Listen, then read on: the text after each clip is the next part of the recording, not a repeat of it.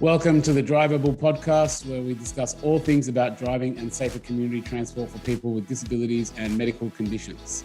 Even you haven't done so yet, make sure you go back and listen to some of our past episodes. We've got some amazing interviews. We've recorded quite a few now, and all of them are super engaging, super wonderful, and lots and lots of gold to learn about things like NDIS, funding, different types of options, how you can get your trials. It's great. So get in there and listen to some of that. Yeah, g'day everybody. Today we've got a unique and interesting episode. In this episode, we're going to speak to Belinda O'Conner. Now, Belinda is the founder of Bioptics Australia. And you might be asking yourself, what are bioptics? They are a unique thing that are available to help people with central vision loss. But I'll let Belinda explain a lot more about that. She's a massive force in this area, and I can't wait for you to meet her and talk about how bioptics are assisting those with issues where previously they weren't allowed to drive. So should we get her in, Ali, and get this started? Yeah, let's do it. I'm excited about this one as well. Driving is something many take for granted, but when someone has altered ability, then driving or getting out and about in your own car can be challenging. Driving with a disability doesn't mean you have to drive an old clapped out car with farm-like machinery, and relying on a wheelchair doesn't mean waiting for hours and then being in the back of a maxi access cab getting car sick. The Drivable podcast is designed to introduce and explore driving aids for people with disabilities, vehicle modifications, the NDIS, research, medical guidelines, driving techniques, and much, much more. The Drivable podcast is to help you be informed and be in control of your own independence so you can experience freedom through driving safely and reliably. I'm Ali, and with me is Brad, and together we have over 30 years of experience in disability and driving. Enough of the intros, let's get into it. Okay, everybody, welcome to this episode of the Drive Able podcast. In this episode, we are talking with Belinda. Belinda, thanks very much for joining us. Let's kick it off by asking you to introduce yourself and telling us a little bit about, your disability, and give us a little bit more background in regards to how it impacts on your life, and then we'll get into the driving questions. Yep, sounds great. Thanks very much, Brad. Hi, everybody. My name's Belinda O'Conner. I'm a person who is or has been born with vision impairment. My vision disability involves essentially having no colour vision. I have very poor visual acuity, and I cannot see in glare. So the technical term for my condition is achromatopsia. So essentially means that the cones in my retina haven't developed. So I only see with the rod cells, which are the cells that everybody uses at night. Just imagine when you're walking around as though you are in the dark, and then you walk out to the bright sunlight like you would, say, exiting a movie theatre. And essentially that's what I see is just white. So I wear tinted contacts that are a brown-red tint, and I also wear tinted glasses or sunglasses out during the day.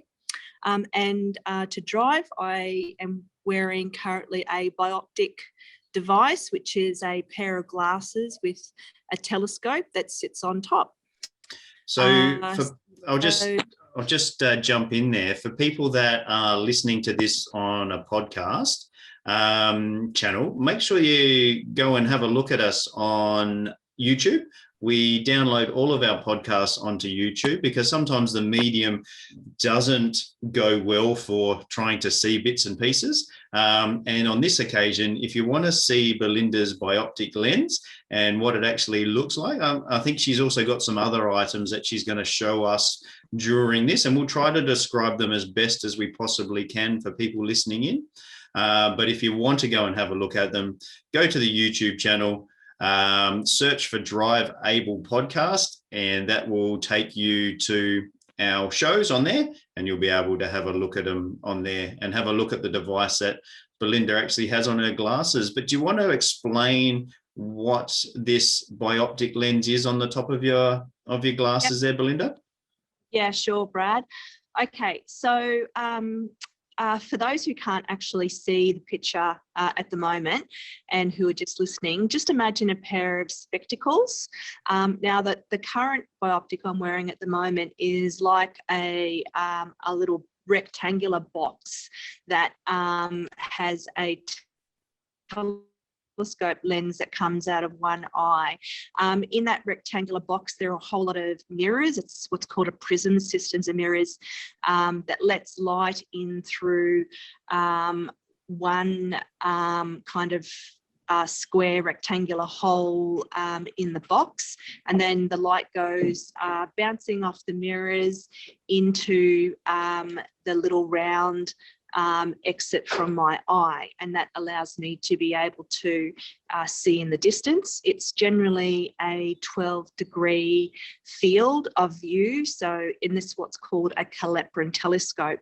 And I have another version here that I can show people who might be able to see the video, but just to describe it to those people who don't see the video, this is actually a Galilean telescope that is just like a little round telescope that sits inside the spectacles, and there's no box that sits on top, and it actually has a smaller field of view, around 6 degrees. So these are a couple of the different types of bioptics that you can get to use to drive. So just apologies for the connection. We've had, we can hear you fine, Belinda, which is great for a podcast. The video connection's a little bit poor, but there's enough there to be able to see what we're talking about. Belinda and I know each other. We've done some presentations before, and I've put these bioptics on for to help understand what bioptics are like, and without being rude to the disability, the vision that you've got, Belinda, but to help other people understand what it's like to look through. As a kid, when you're standing in a crowd, sometimes you get cardboard telescopes to look over the top of adults or over the top of a crowd, and you look into one mirror and then it looks through another mirror and you're able to get a higher perspective over the top of a crowd. That's a very basic and simple explanation of what it's like, except instead of it looking up higher and giving you a bigger picture, it's actually laying on its side across the top of the glasses to help Belinda look in further into the distance. Is that That's right. helpful for Belinda? Is that a very simple layman's term of how it kind of works? Yeah, so that's describing a periscope system. So it is similar to that, but in addition to a periscope, it's also a telescope as well. So it has a magnification. Mine has a 6 times magnification, but you can get various magnification strengths from about 2, 3, 4, 5, and 6. And we use different magnifications depending on what your visual acuity is. So essentially, these help people who have central vision loss, which means they might be born with an eyesight condition with limited vision that doesn't change, or born with an eyesight condition with acuity that might change over time, or they might have had an accident or some sort of disease that has deterioration of your eyesight. Regardless, your condition is monitored strictly by your eye health professional. So any changes in the conditions can be addressed and determine whether you can continue to drive or not. So it can help people with only central vision loss. So if you have an eyesight condition where your field of view is decreasing, then or you're born with a condition where you don't have that field of view, then unfortunately the bioptic won't help you for that. So it's about central vision loss. And we had PricewaterhouseCoopers do a report on introducing a bioptic driving framework to Australia, and it's estimated about 228,000 Australians could be potentials for bioptic. people who are from the range of 50% eyesight down to about 10% eyesight in that category. So there's a lot of Australians out there who could potentially be assessed to determine if they are a candidate for bioptic driving. So that's amazing.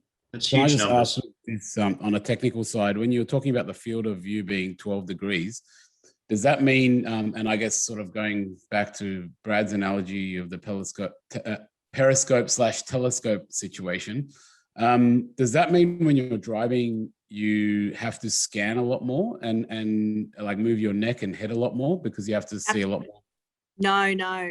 So the way that you use the bioptic is you are only using it 1 to 2 seconds every 8 to 10 seconds. Okay. So the way you use the bioptic is actually very different for driving than what you would do for everyday use.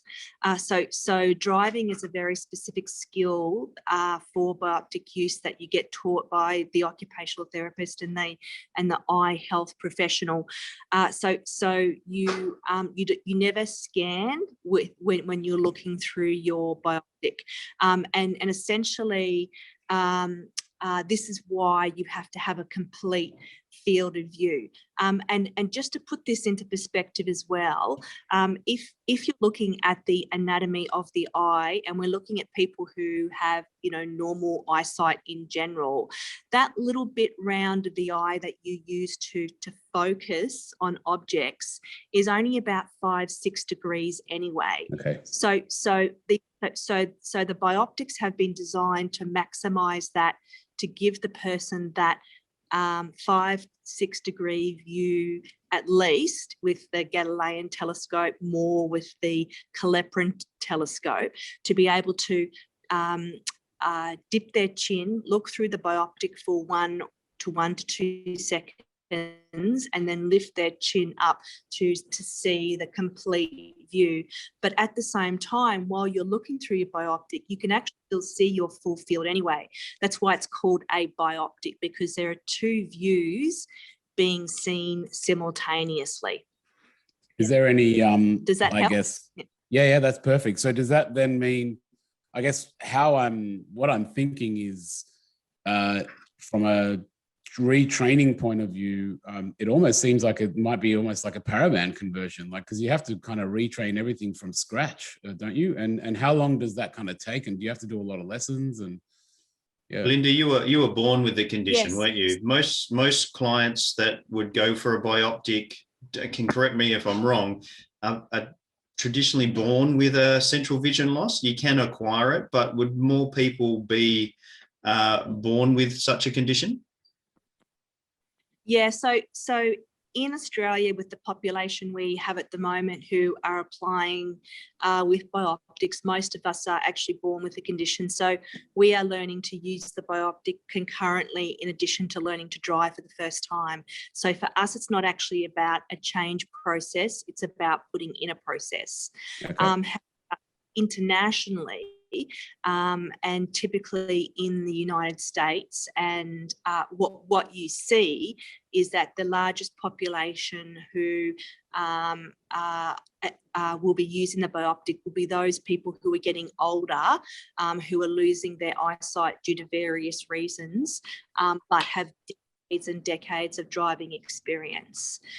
So they are, yes, as you say, Ali, people who have to go through a rehabilitation process, and that's why you will see internationally they have quite comprehensive rehabilitation programs where you, yes, reapply for your license, or it's just like adding another condition to your license. So previously, for example, you may not be wearing spectacles, and then all of a sudden, because of changes in your eyesight, you need to wear spectacles. But in this case, it's wearing a bioptic that sits on top of spectacles.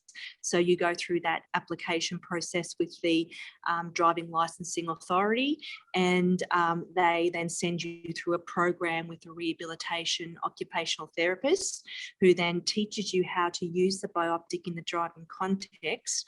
But also, yes, you're correct, they also go through a process to relearn to drive using the bioptic. There are those two paradigms going on. Yep. And in Australia, like, is there, do the registrar, in your experience, are all the states on board with this kind of system? Has there been any roadblocks in any of the states? What's happening there? I'm smiling, Belinda. I'm smiling. I'm waiting to hear your response. Okay. So well, actually, stop. Well, one second before we go ahead. I just want to clarify.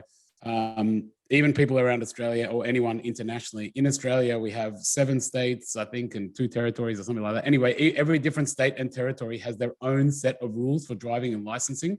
So it's not all the same. And that's why I'm asking, what are the states like? Because it's not a federal system. Yeah, okay. And that's a really good question, Ali. So it's actually quite similar in that context to what the United States is, because they're states as well. However, whilst in the United States they have every separate system for driving and licensing, they don't have a federated or Commonwealth system like we do in Australia, such as Council of Australian Governments, or now the terminology has changed to ministers' meetings. So previously it used to be COAG, Council of Australian Governments. So in Australia we have an additional layer, which is that COAG level, or Council of Australian Governments, that includes the Australian Government, New Zealand, and all the state and territory governments. And it's actually through that process at that national level that the assessing fitness to drive guidelines are set, because they're set by all the infrastructure and transport ministers, and they are reviewed every 4 to 5 years. So the National Transport Commission is the body who legally holds the guidelines, in addition to Ausroads.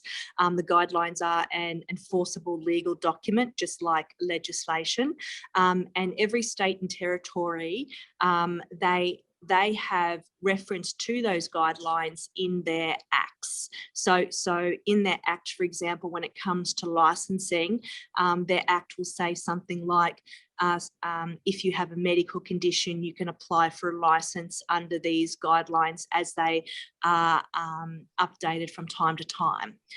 So now, in terms of implementation, because of that Council of Australian Governments or ministers meeting framework, it is expected that there's national consistency. However, what you will find in state to state is that varies depending on the amount of knowledge and understanding that people have. So if we're talking about bioptics in general, experience is that some states and territories don't have a great deal of knowledge or understanding. In fact, to start off with, most didn't. But with what we're doing with Bioptic Drivers Australia at the moment is that we are helping people go through that licensing process, and we're providing information and research and practical advice to driving authorities to help them understand those processes. So if we go back to that Assessing Fitness to Drive guideline document, that's actually currently being reviewed at the moment by the National Transport Commission. And we have already provided a private submission. That, when I say we, I say Bioptic Drivers Australia has provided a private submission to the NTC on what the research and practical application is for bioptic driving, and they currently have public consultation happening that will close on the 11th of June.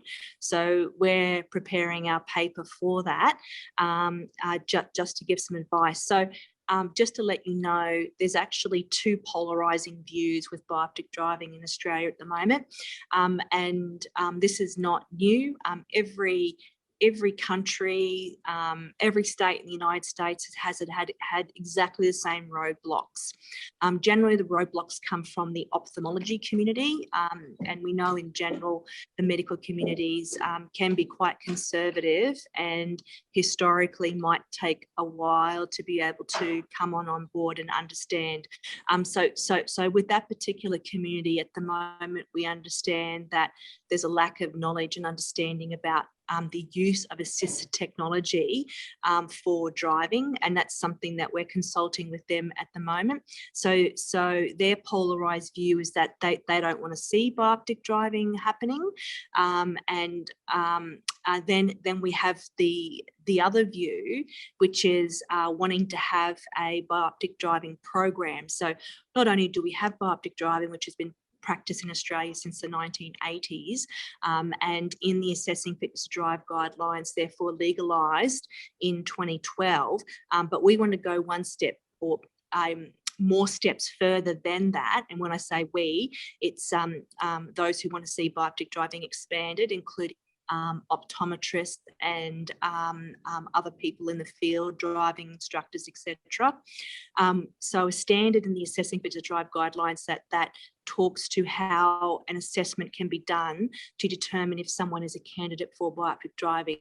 And when we're talking about an assessment, we're talking not just about visual acuity, we're talking about field, we're talking about colour vision, contrast sensitivity, person-centered factors such as awareness, and it's generally about a 4 to 5 hour assessment done by the eye health professional to determine if someone is a candidate for bioptic driving. So our work at the moment as an organisation for Bioptic Drivers Australia is to address the barriers at that national level and also at the state and territory level, and to see through a more formalised, robust system that will allow people to understand what needs to be done and to do the assessments for candidates and to also train bioptic drivers. Yeah. It's actually pretty, I guess, common in a lot of areas of the disability industry at the moment, with NDIS coming on board and so many assistive technology items coming into cars. I guess it's like anything, people don't like change. And so when there's a bit of change, there's always going to be cohorts of people that are resistant to it. So it's, it's just part of that process. Belinda, do you think that disabilities that you can see, like a loss of a limb and a left foot accelerator as an example, might be easier for governments and so forth to understand compared to understanding what you can actually see, because we can't actually look through your eyes? Yeah, that's definitely a way to think about it. I think also too, what probably helps in understanding this is that every segment of looking at the driving process always says that vision is such a fundamental aspect to being able to drive. So doctors say that, driving instructors say that, and the question really goes to how much vision does somebody need to be able to drive? What's required for the driving task? Is there a criteria for that? How much vision is there? Do you guys have like a baseline criteria in this criteria for assessment? Is there a consistent sort of thing around that? Yeah. So internationally, the research says that for a unconditional driver's license, that is no conditions or restrictions for your driver's license, people who have 6/12, which is essentially 50% eyesight, as long as you demonstrate that, there is no restriction. So for people listening around that, for people listening elsewhere, the whole 20/20 vision, Yeah, if that's American version, where it's size 20 font at 20 feet is what I understand. So in Australia, we're talking about 6 meters and 6 font. Okay, so is the equivalent to 20/20 vision. Okay, so when we're saying 6/12, it's slightly worse than 20/20 vision. Just to put that into context for people, that's acuity. Yeah. Yes, correct. Yeah. So then there's all sorts of research about people who have all sorts of eyesight conditions. And a lot of the research looks at just acuity by itself, which is actually quite a difficult marker, because once you start getting below that figure of 6/12, it's not just visual acuity that matters for the driving task. There are a myriad of other things, such as whether your eyes can compensate for glare, and that can be addressed. The impact of colour definition, but more importantly, the most important thing that research is showing at the moment is contrast sensitivity. So are you able to see those stop signs that the word says stop, or the give way signs, or those critical signs that you need to be able to see whilst you're driving. So that's why the candidate assessment is required for someone who is a potential bioptic driver. The International Council of Ophthalmology essentially says that anyone who has eyesight above 10%, or that I think it's 2200, or legally blind 660 and above. So between that 10% to 50% range, should actually have the right to be determined if they can drive safely, and what sort of conditions can be put on their license. And that's because it's what they're actually saying is not really about the acuity, but they're saying that there are a lot of other factors involved that determine someone's functional eyesight or vision, not just the actual acuity itself. And that requires quite a comprehensive assessment. Now, when you're talking about allowing these people to drive, depending basis, there would be conditions applied to their license. So, for example, conditions such as you must wear a bioptic. There could be conditions such as you can only travel in a certain kilometre radius, or kilometre diameter from your home, or travel certain destinations. There's a whole lot of different types of conditions that can be put on licenses. Generally, bioptic drivers that have a condition that says daytime driving only for the first year or 2 years, that's pretty standard and actually in legislation in many of the states and territories in the United States. So we're looking at this is why we're looking at a comprehensive bioptic driving framework that really secures an appropriate assessment for the person on a case-by-case basis, a driving program that is tailored to that individual, and then licensing conditions that give assurity and manage that risk for all the parties involved. So for me, for example, conditions on my license are I have to wear a bioptic, but in addition to that, I've also got to wear tints. And I'm showing you here, and for those who can't actually see the picture, this is actually a red tinted fit over, so glasses that sit on top of my bioptic, and I have to wear this during the day because my eyes are so glare sensitive. Now, in addition to that red lens that I have, I also have a little brown lens cap that sits on top of my telescope bioptic. So what that means is that when I look through my glasses vision, I'm able to see traffic lights and indicator lights because they're red or orange or yellow. And when I look through my scope, I can then see the green traffic light, because I can't see the green traffic light through the red lens. And the reason I have to have these lenses is because I'm colorblind and glare sensitive. So in my natural state, without this adjustment, I can't see I can't see red traffic lights, orange traffic lights, or indicator lights. I can't even see brake lights. So I need these adjustments and conditions on my license to be able to have the functional vision I need to be able to drive. Yep. Amazing. Yeah. There's a couple of, there was so many good points in there to touch on. Just to put it into a little bit of context for people that are listening in and they're fascinated by this. Reading your acuity chart.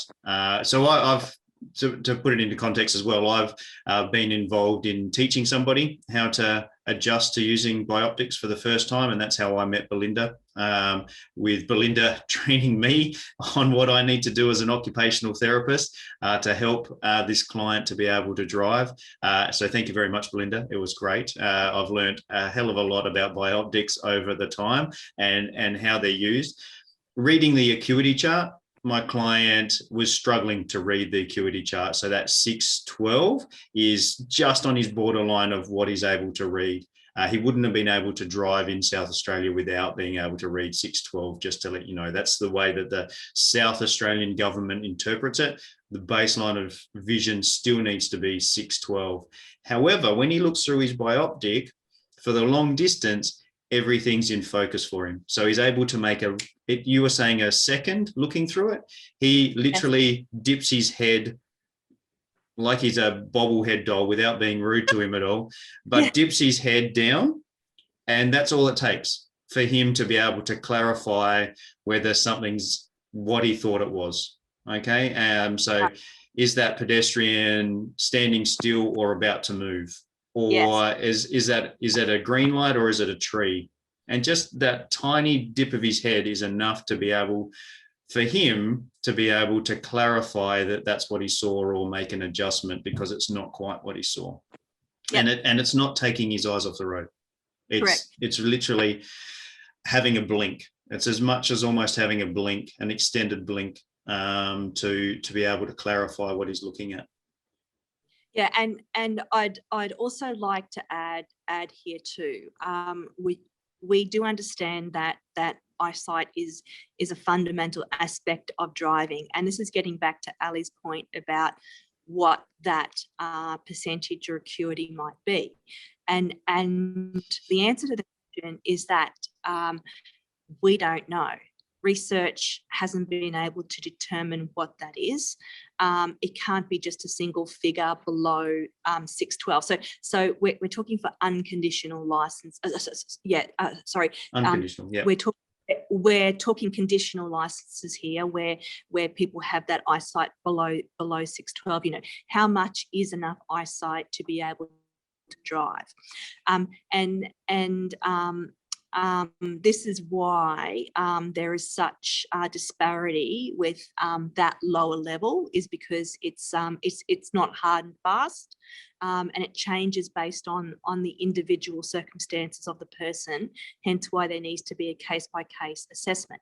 So when we're talking about people who have poorer vision, such as myself, it's really critical that I'm able to see things like the traffic lights and indicator lights and stop lights and give way, all those critical signs, even the speed signs and numbers.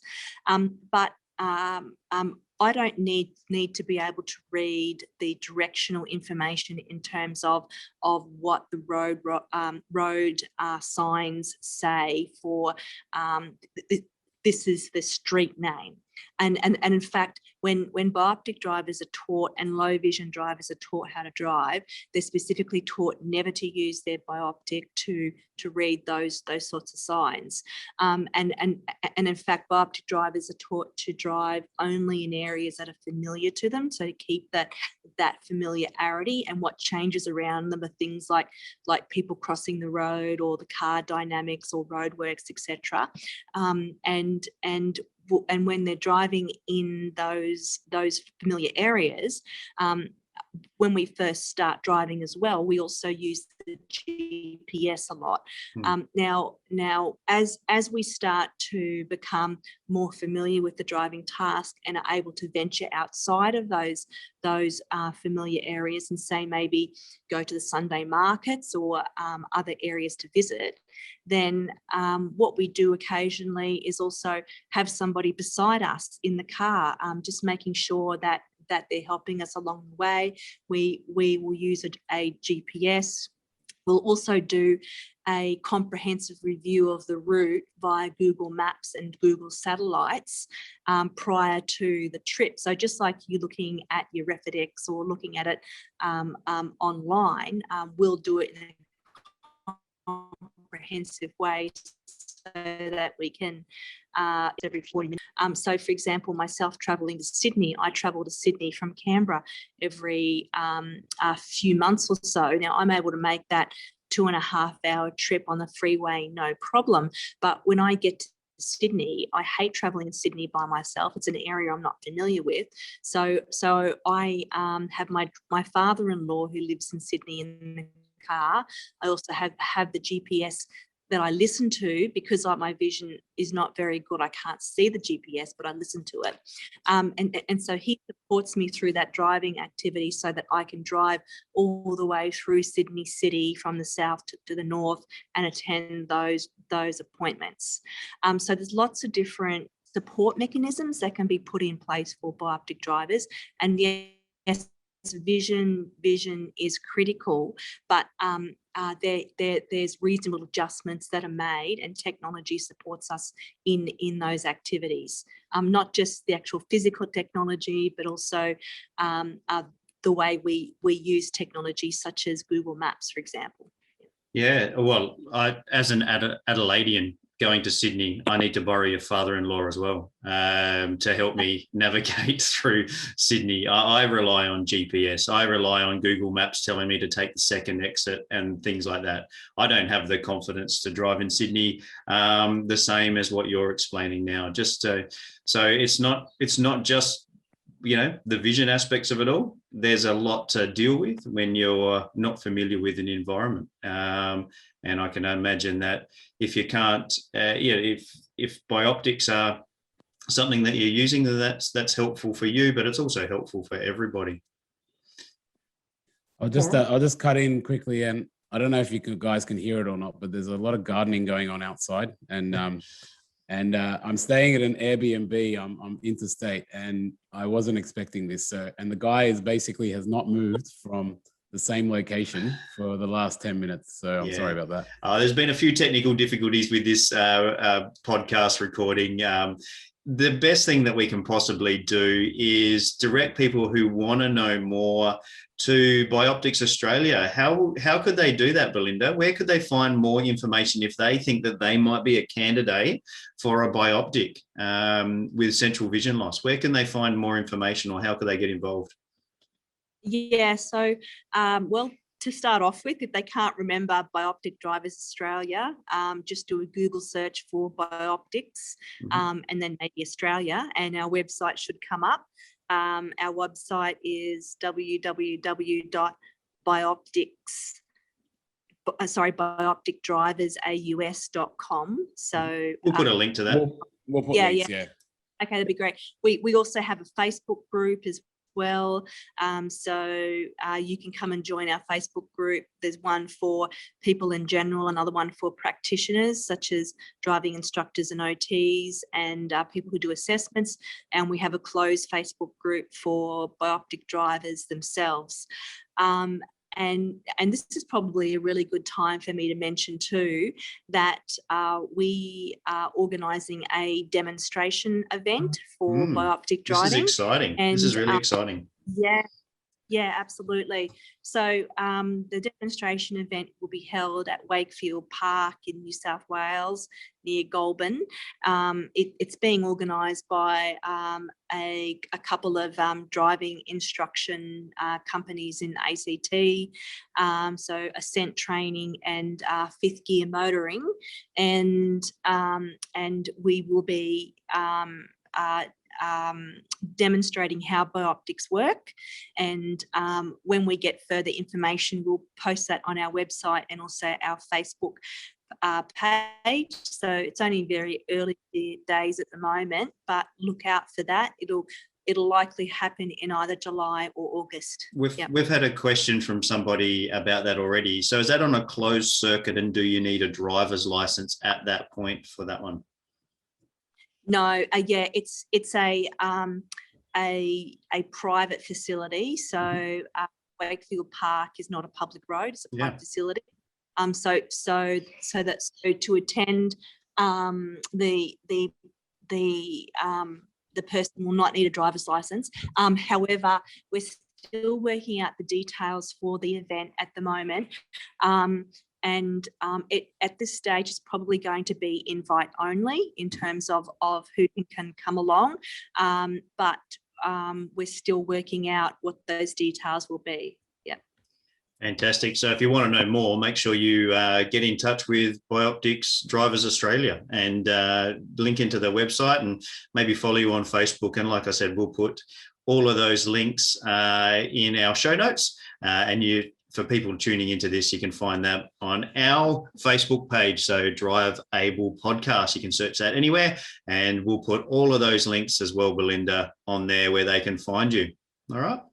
Sounds great. Lovely. Well, thanks very much, Brad and Ali. Good to chat to you both about you can't get away yet. We've got one more question that we ask everybody. We've got one more question. Cars are used for so much more than getting from just A to B, like you've already explained. But we've got to ask you, just the same way as we ask everybody else, what's something that you've done in your car that nobody else knows or is a little bit unique? Is there a special story of a trip that you've taken, or something that you've done in your car that's maybe a little bit unique to somebody else? Yeah. Okay.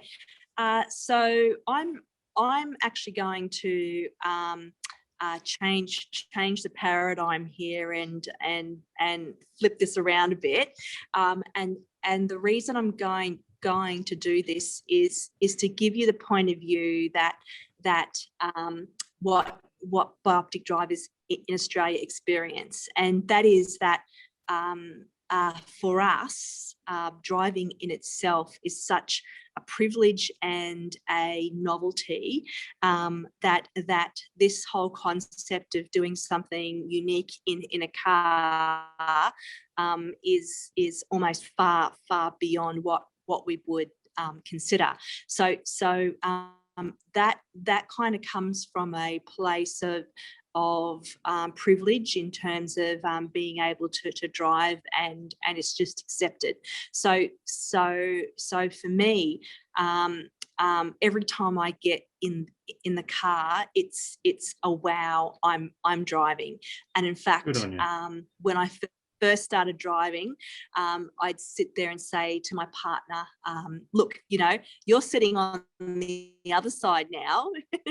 And he says, yeah, no, I just can't believe I never ever thought that this would happen. So for me, it's about those everyday things that people with disability are doing every single day that are normal to everybody else. And so driving is just one of those. And in addition to that, things like playing my music as loud as I can and singing to the top of my voice, or being able to put my mountain bike on my car, take my dog with me and go mountain biking by myself with my dog anytime I want, because I would never ever have been able to do that previously. So it's about those everyday things for us. That's beautiful. That's awesome. Love that. Fantastic. And that's why we asked the question. And thank you for sharing that and changing the paradigm slightly and expanding on that question. We thank you very much. In fact, we thank you greatly for joining us today and teaching us more about bioptics and how this is evolving in the Australian landscape. and hopefully we can see more bioptic drivers on the road into the future. Yep. So that's it, I guess. Crossed. Yeah. Well, as we say in every episode, if you have any queries about what you can do and what will work for you, get in contact with your local OT or mobility dealer. But on this occasion, we want to say get in contact with Bioptics Australia and set yourself up with a trial if you can, whether it's talking to ophthalmologists that have specialty interest in this area, or whether it's the trial day, which may be invite only. So get in now and set yourself up with a trial with Belinda. Because, as we say in every single episode, trials really do put you in the driver's seat. And nothing could be truer, Belinda, with your trial day that's coming up. Absolutely. Sure thing. All right. Thanks See you in so the much. next episode, everyone. All right. Thanks very much. See ya. Bye. Bye. All right, everybody. That wraps up the interview with Belinda. That was a fantastic episode and great interview. And just a little bit of a change up to our normal format. So when we first started the podcast, we were doing one interview and then one reflection piece as a separate episode. After a bit of feedback and some reflection of our own processes, we've decided that we're just going to make it all one episode. So we're going to just break down we're going to do our interviews, and then we're going to send off our clients. And if necessary, we might break down, 5 or 10 minutes sort of breakdown based on what we think.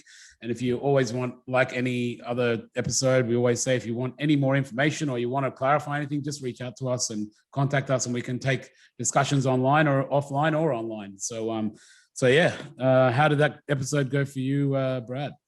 Yeah, so Belinda's really influential in this space. And if you haven't already, make sure and this area interests you, and maybe you're looking to explore bioptic driving, make sure you go and look up Bioptics Australia and Bioptic Driving Australia.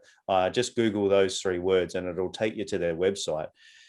She's doing some great things for people that can potentially drive using this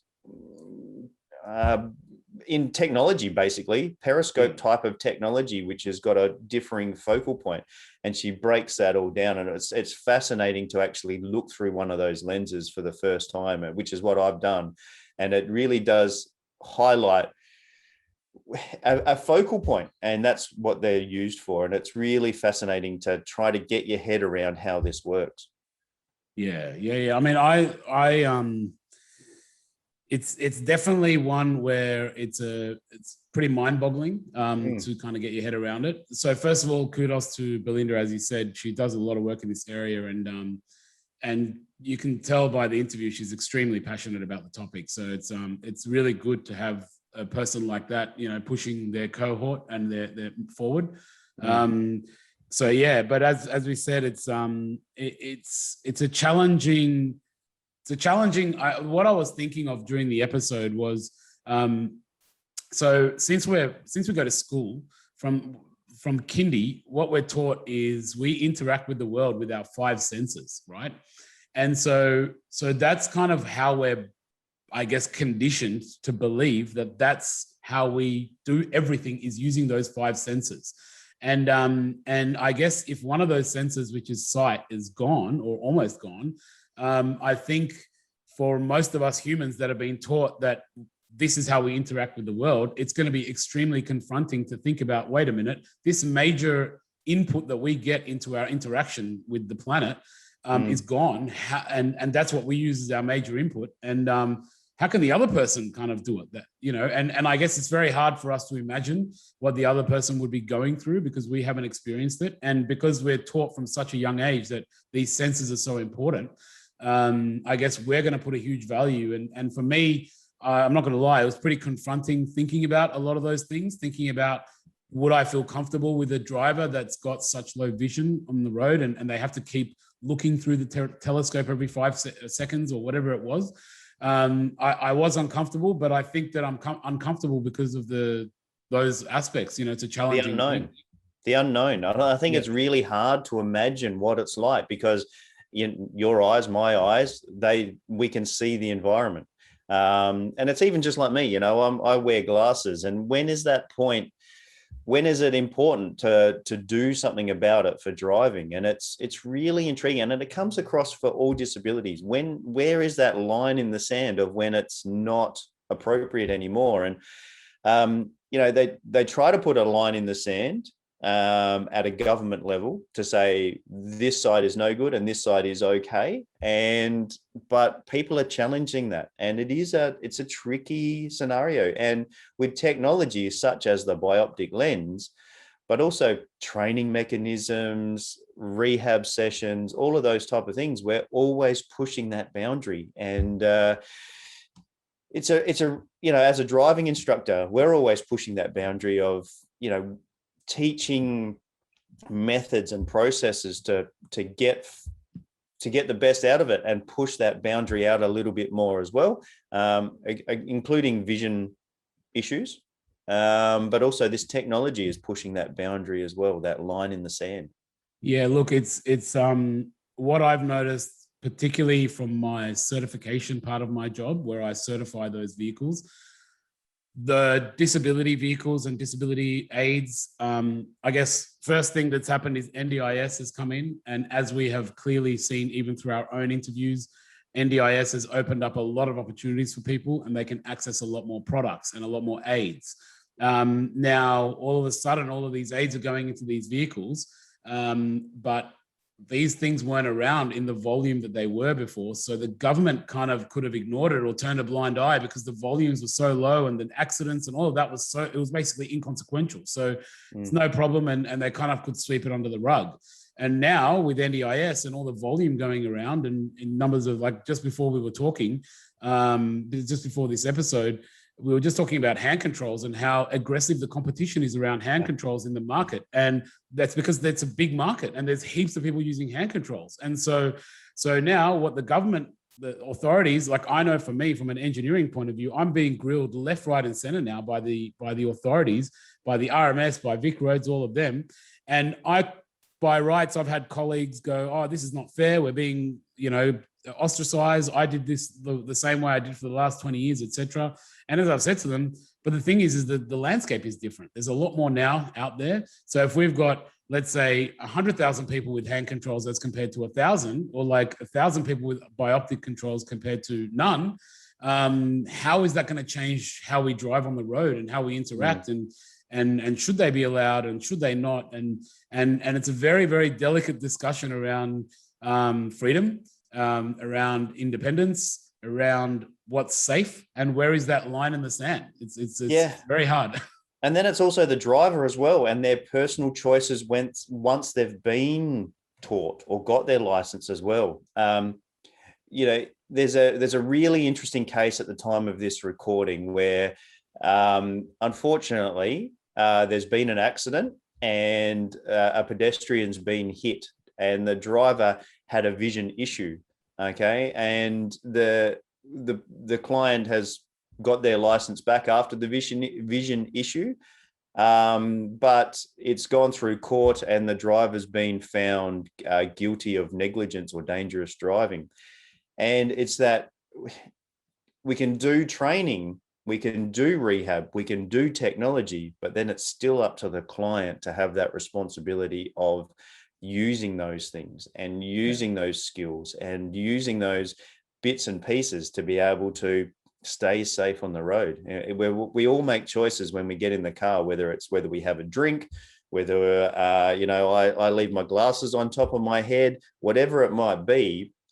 We all make choices when we get in the car, and our choices really need to be looking out for each other and making sure that we're staying safe as much as we possibly can. Yeah, it's complicated, because even as we discussed with Nick in that episode, Nick Tiago, he had an accident, but his accident was kind of a situation where, like a lot of people could face those situations, even if they're not, disabled. So it's complicated because people have accidents as well. And that's it. And the highlight, I guess, if I had an accident, it's not going to be a huge highlight around how I'm able and how I'm disabled. And I could have some disabilities that are hidden, but no one's going to highlight that because I don't have a device.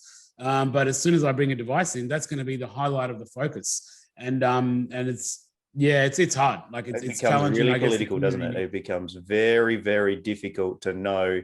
Yeah, it does. It's highlighted, and that's what's been highlighted in this case that's happening at the moment. It's what all attention's drawn to. So I guess watch this space, really. The government's like, things are happening right now, but don't expect things to change, be the same. I think that we're going to see a fair bit of change in a lot of the stuff. Like, as a supplier, we are getting interviewed in a good way by various government departments all the time now. They're coming and inspecting our vehicles. They're looking at things, making decisions, talking to public. So there's changes happening. And it's all, you have to understand, when a government is doing this, they need to look at everybody, the wider community, how this impacts everybody. So yeah, and to be honest, what I do like, and I want to encourage more of, is people like Belinda, because you can't have bureaucrats sitting in an office making decisions. You need to have the community being part of those decisions. And the way it works in Australia is you need to get in touch with your local members, and you need to muscle your way in. It's there's not going to be a red carpet. But if you're an OT or if you're an end user and you've got a situation that needs to be heard or considered, you need to get your voice out there, and I'm sitting on a couple of committees that they're looking for people with voices all the time. And so get your voice out there and tell people what you think, your local member and so on, because they want to know. They're making changes now. And like Belinda said, the medical guidelines are being updated right as we speak at this time. As we're doing this recording, by the time this comes out, they'll probably be, those periods will have shut in regards to giving feedback, but it gets reviewed every couple of years. So get onto the Austroads website and put in your name and get the email sent to you, because you might have an influential say in the future. Yeah. Well, they need the say. Like, they need, as I said, like, we've been part of this, and nothing bad against the government, but if you don't go forward and offer to help the government, like, I know on a personal level, I always do that because I know how it works. And how it works is, if I don't offer to help them, they just figure it out themselves, and they've got no experience, and they're bureaucratic people. Like, and it's not to say it's a negative thing. That's just their job, right? So you're going to have a bunch of bureaucrats in an office making a decision on road standards, when if they had someone that knew what they were talking about, they would listen to them, and that's why I go and do a lot of stuff with my local authority. I give them a lot of free advice and help, because I want them to hear the voice of the industry, and I encourage everybody to do that as well. So we had that with Amin as well, didn't we? Like, Amin said that they have to respond to every bit of feedback that comes through. Yeah, exactly. They do. Yeah. And I guess going back to Belinda's interview again, the one thing which was a big shock to me, to be honest, and I'm still kind of confronted by, was I didn't even realize that you could have 50% vision and still be classified as fine to drive and not need any aids. When I heard that, I was just like, oh my God, who's out there on the road with me? That's quite complicated. But that's classified as fine, so it's really interesting. Yeah, and that's interesting. 50% of vision only with acuity. But when we say 50% of, visual fields, and that's different. So it gets really technical, and the best thing you can do is talk to your ophthalmologist, talk to your opticians, and then consult those medical guidelines and see where you fit within it, and then talk to your professionals about seeing if it's going to work for you. And look, that's the advice for everybody with this one. It's those trials, isn't it? Yeah, that's it. And on that note, going out and keep trialing, I guess. Yeah. And so let us know what you think of this this new way of doing our podcast. We're going to do an interview, and we're going to do a reflection as part of one podcast episode. Let us know what you think of this, because we do listen, just like the politicians. We listen to the feedback, and we will make changes as required. And we're here doing this for you. So please feedback to us what you think, what you'd like to hear, and how we could improve this podcast for future listeners. Let us know, and we will make sure that we listen as well. Sounds good. Exactly. My sentiments as well. All right, Brad. All right. See you in the next episode. See you next time. Bye. Thanks for listening to the Drive Able podcast with Brad Williams and Ali Akbarian. If you like what you've heard, make sure you like, rate, and subscribe. It really does make a massive difference. If you or anyone you know would like to share a story about driving with a disability, or you would like to get in contact, find the show notes, or find the resources mentioned in this episode, you can find us on Facebook. Just search @DriveAblePodcast for more information.